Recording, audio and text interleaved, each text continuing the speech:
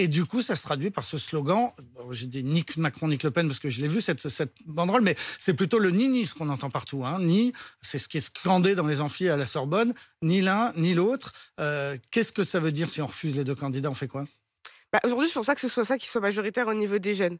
Nous, aujourd'hui, à l'UNEF, on appelle à faire barrage à l'extrême droite. On appelle à faire barrage à l'extrême droite parce que sur l'ensemble de la communauté universitaire et sur la jeunesse de façon générale, on est convaincu d'une chose, ce que je disais tout à l'heure, c'est que aujourd'hui, l'avenir qu'on nous promet, il est pas forcément radieux. C'est pas l'avenir qu'on souhaitait au niveau de la jeunesse. Aujourd'hui, on se pose beaucoup de questions sur notre avenir climatique et sur les enjeux, en fait, sur l'environnement qui va avoir lieu ces 5 prochaines années, sur nos acquis sociaux.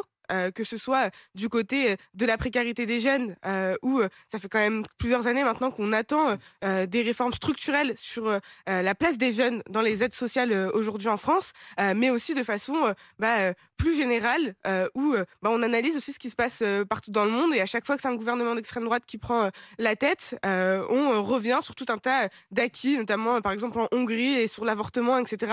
Et nous, c'est pas ce qu'on souhaite aujourd'hui pour la France et c'est pour ça qu'on se mobilise surtout. Donc on entend, vous, à l'UNEF, vous n'êtes pas sur le nini, vous appelez à voter Emmanuel Macron, On appelle à faire barrage à l'extrême droite. c'est-à-dire à voter.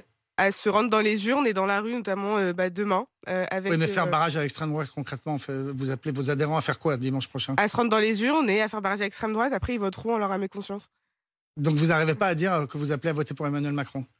C'est pas notre rôle en tant que syndicat de donner des consignes de vote. Par contre, on dit qu'il faut faire... Mais faire barrage à l'extrême droite, c'est une consigne de vote.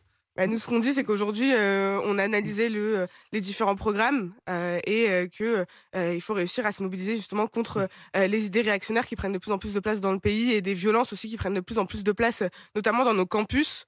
Où notamment hier, il y a aussi eu une action de l'UNI et de Génération Zemmour qui ont du coup attaqué des étudiants. Ça arrivait aussi lors de la dernière marche contre le sexisme, où c'est aussi des groupes jeunes d'extrême droite qui ont attaqué des manifestants. Et en fait, nous, c'est ça qu'on pose aujourd'hui, c'est faire en sorte de défendre en fait nos libertés au quotidien. Alors, moi, je disais que j'étais frappé quand même par ce slogan Nini qui revient beaucoup dans ce que j'ai entendu pour ma part. On entend aussi beaucoup des étudiants qui disent « on nous a volé cette élection ».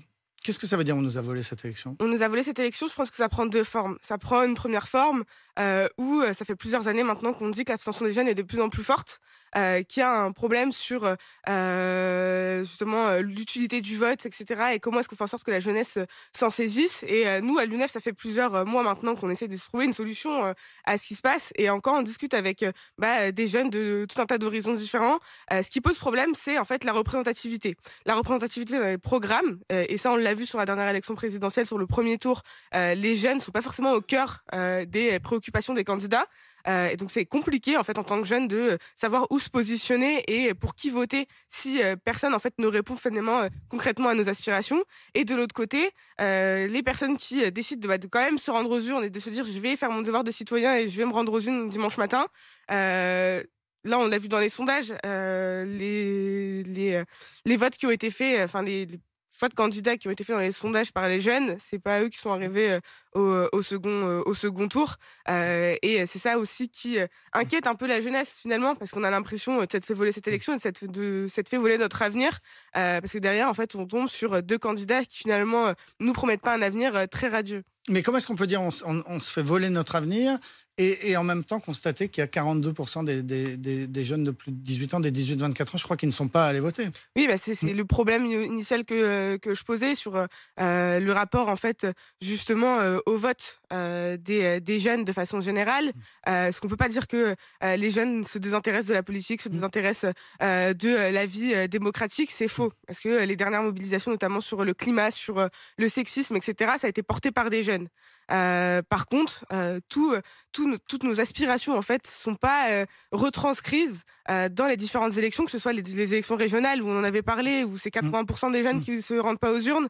Là, c'est 40%. Donc, on se rend bien compte en fait qu'il y a une crise démocratique et une crise de la représentativité des jeunes dans le pays. Imam